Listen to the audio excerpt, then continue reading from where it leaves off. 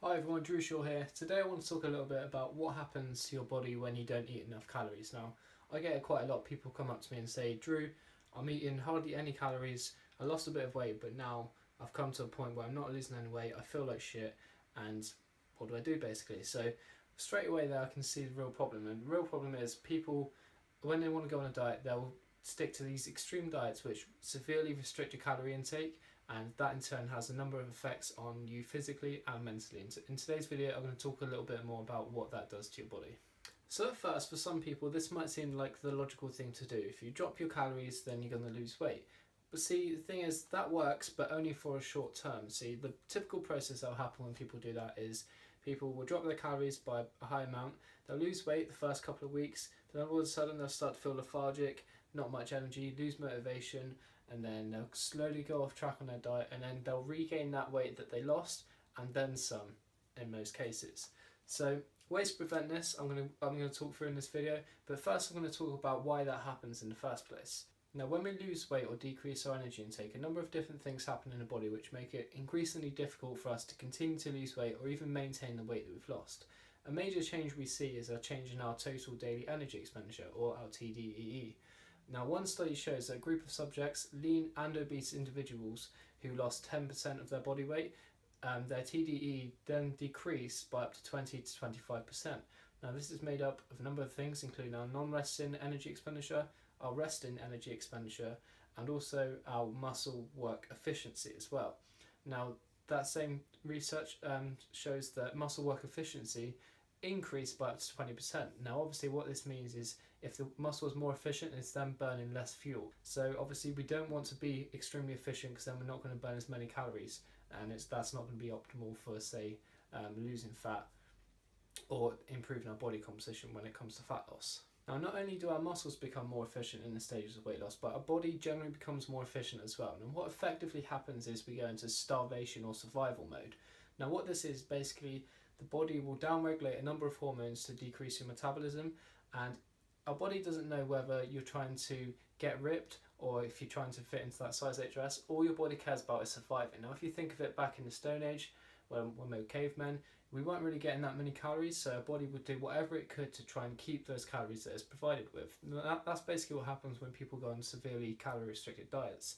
They'll drop down to sort of 500 to 1,000 calories, and our body isn't used to that, so it'll do everything it can to effectively or efficiently use that energy. Now, one of the ways our body becomes more efficient is by decreasing the function of the thyroid hormone. Now, for those of you who don't know, the thyroid hormone is responsible for driving up your heart rate, your blood pressure, and also your ATP production for your muscle groups. Now, that same study group who lost 10% of their body weight shown that their thyroid hormone function decreased by 18%. Now, obviously, our thyroid hormone is really significant when it comes to energy expenditure, and if that's not functioning as well, then our energy expenditure is going to be a lot lower than what it normally would be. Another hormone which is majorly affected by weight loss or restricted energy intake is a hunger hormone called leptin. Now, we have two hunger hormones called leptin and ghrelin, but the main hunger hormone, leptin, is responsible for making you feel fuller when you've eaten your meals. And leptin is derived from the adipocyte tissues, which means that the more fat that we lose is the less leptin that we're going to produce. Now, obviously, if we're on a severe calorie restricted diet, then our leptin isn't going to be produced as much as it would be, and that means you're going to feel more hungry and you're not going to know when you're full or not. Now, leptin is responsible for sending a message to your brain to tell you that you're full and to stop eating.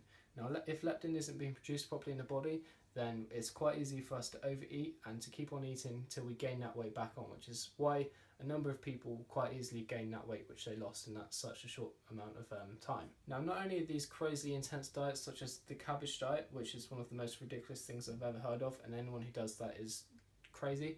Now, not only are they bad for you physiologically, but they're also bad for you psychologically as well. Personally, I think they make you develop an unhealthy relationship with food, as they're constantly making you feel like that you're not allowed to eat to your satisfaction, when most of the time that's not the case. You're allowed to eat to your satisfaction, but obviously it has to be in moderation, and you have to be careful of what you're eating. One of the biggest determining factors in whether a diet should be successful or not is your ability to adhere to your diet. Now, obviously, if you're not looking forward to your meals and you struggle to eat the food that you've got in front of you, then that means you're not going to be able to adhere to that diet for very long. So what that means is, instead of changing your diet completely, Instead, try and focus on where you can make slight little adjustments in your diet to help in the long term. And it's those little adjustments which will help you change your lifestyle completely, and that's what you're going to be able to adhere to. The slight little changes on a regular, consistent basis.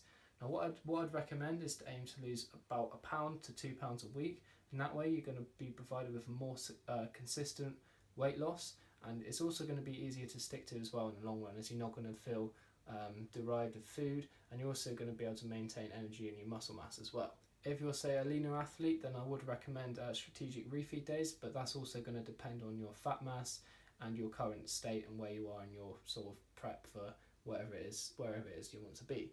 So that's it from me, guys. If you want any more advice on diet, training or nutrition, then check me out on social media or visit my website www.surefit.com. I hope you enjoyed the video and hope you gained something from this. Please give it a like, that really helps the channel grow, and also subscribe to my channel for more content. I'll see you on the next video. Take it steady.